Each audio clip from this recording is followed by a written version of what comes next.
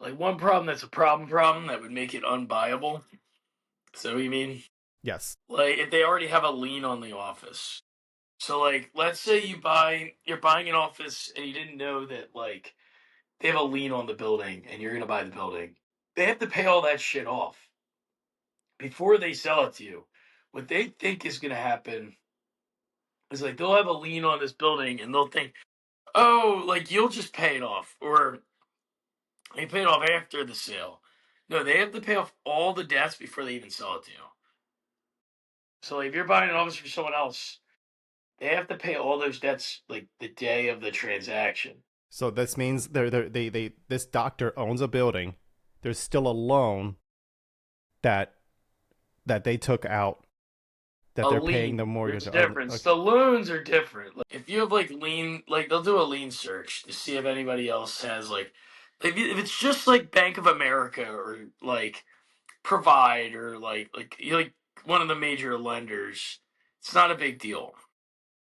But if like so like most of the doctors when they buy their building, they owe like some guy a seller's note.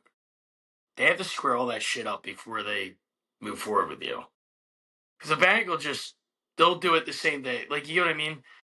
Like you could sell your house and have a mortgage on it, but you have to pay the mortgage off at sale.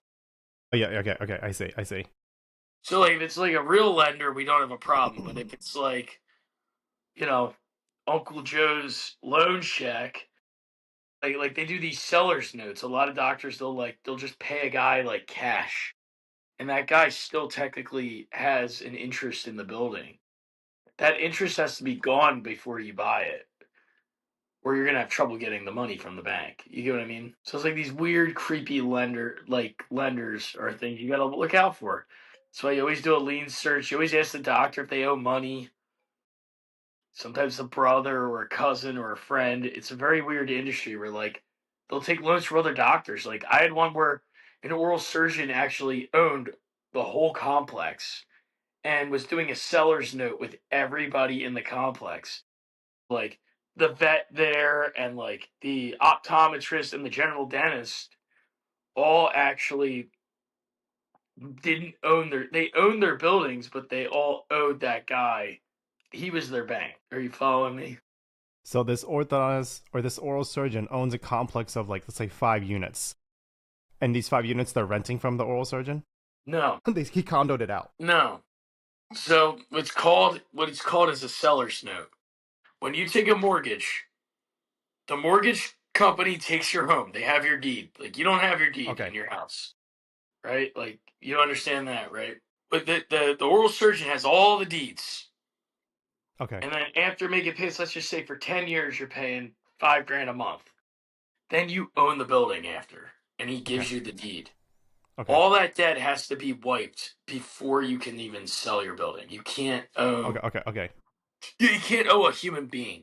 But that'll show up. It's a real loan. Like they make it with a lawyer. It's a legal thing you can do. You guys can do it. That's something you might do in the future. Do it to your future child. That could be a good problem to have. Like you could do that, or you could do it to a family member, or like if you get another orthodontist in there, and like let's say eventually the guys who own your building sell you the building, you can sell the building and basically make it into an annuity for yourself and be the mortgage company in charge. Say, hey, I know interest rates are at 5%. I'll give you a 4% interest loan, and then you get the interest. If you don't need the money right now, why take the lump sum?